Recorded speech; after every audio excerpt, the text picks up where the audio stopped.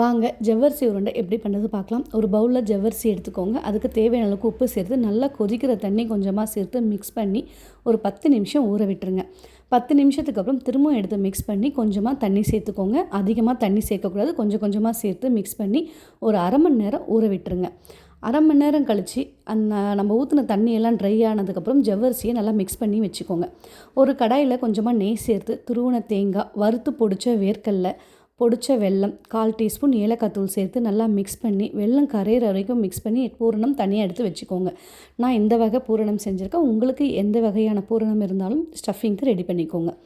இப்போது நம்ம பிசைஞ்சு வச்ச ஜவ்வரிசியை கையில் தண்ணி தொட்டு நல்லா தட்டி உள்ளே இந்த பூரணம் ஸ்டஃபிங் வச்சு உருட்டி இட்லி பாத்திரத்தில் வேக வச்சு எடுத்திங்கன்னா ஜவ்வரிசி உருண்டை ரெடி. நீங்கள் அப்படியேவும் சாப்பிட்லாம், இல்லைனா தேங்காய் பாலில் சர்க்கரை சேர்த்து ஜவ்வரிசி உருண்டையில் போட்டு மிக்ஸ் பண்ணியும் சாப்பிட்லாம். ட்ரை பண்ணி பாருங்கள், நல்லாயிருக்கும். தேங்க்யூ.